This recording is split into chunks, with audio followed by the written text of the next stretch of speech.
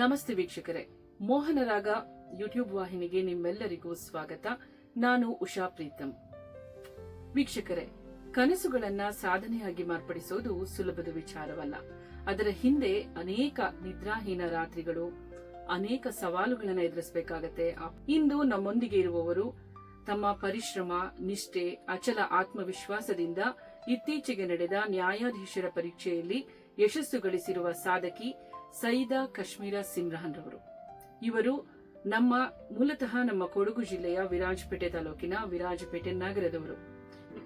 ತಂದೆ ತಾಯಿ ಪಾತ್ರ ತುಂಬಾ ಇಂಪಾರ್ಟೆಂಟ್ ಆಗಿತ್ತು. ಅವರು ಪ್ರೋಗ್ರೆಸಿವ್ ಆಗಿ ನಮಗೆ ಎಜುಕೇಶನ್ ಇಂಪಾರ್ಟೆನ್ಸ್ ಕೊಟ್ಟು ಯಾವತ್ತು ಸಪೋರ್ಟ್ ಮಾಡಿದ್ದಕ್ಕೆ ಇದು ಒಂದು ಯೂತ್ಸ್ಗೆ ನೀವು ಹೇಳುವಂತಹ ಒಂದು ಕಿವಿ ಮಾತೇನು ಅಂತ. ಈಗಿನ ಯೂತ್ಸ್ಗೆ ಮ್ಯಾಮ್ ನಾನು ಹೇಳಕ್ ಇಷ್ಟಪಡ್ತೀನಿ, ಹಾರ್ಡ್ ವರ್ಕ್ ನ ಯಾವತ್ತೂ ಬಿಡಬಾರದು. ಶಾರ್ಟ್ ಕಟ್ಸ್ ಯಾವತ್ತು ಲೈಫ್ ಅಲ್ಲಿ ತುಂಬಾ ದೂರಕ್ಕೆ ಕರ್ಕೊಂಡು ಹೋಗೋದಿಲ್ಲ. ನಾವು ಯಾವ್ದೇ ಸ್ಥಾನವನ್ನು ಕಷ್ಟಪಟ್ಟು ಹಾರ್ಡ್ ವರ್ಕ್ ಇಂದ ಯಾವ್ದು ತಗೊಂಡಿದ್ರೆ ಅದನ್ನ ನಮ್ಮಿಂದ ತಗೊಳಕ್ಕೆ ಯಾರಿಂದ ಸಾಧ್ಯ ಇಲ್ಲ. ಸೊ ನಮ್ಮಿಂದ ಎಷ್ಟಾಗತ್ತೆ ಅಷ್ಟು ಹಾರ್ಡ್ ವರ್ಕ್ ಕೊಡ್ಬೇಕು. ಮತ್ತೆ ಮೋಸ್ಟ್ ಇಂಪಾರ್ಟೆಂಟ್ಲಿ ಹುಡುಗಿಯರಿಗೆ ಇಂಡಿಪೆಂಡೆಂಟ್ ಆಗಿರ್ಬೇಕು, ಯಾರ ಮೇಲೆ ಡಿಪೆಂಡೆಂಟ್ ಆಗಿರ್ಬೇಡಿ. ನಿಮ್ಮ ಲೈಫ್ ನ ನೀವು ಲೀಡ್ ಮಾಡಿ. ಹಾಗಾಗಿ ವುಮೆನ್ಗೆ ನಿಮ್ಮ ಎಜುಕೇಶನ್ ಇಸ್ ವೆರಿ ಇಂಪಾರ್ಟೆಂಟ್.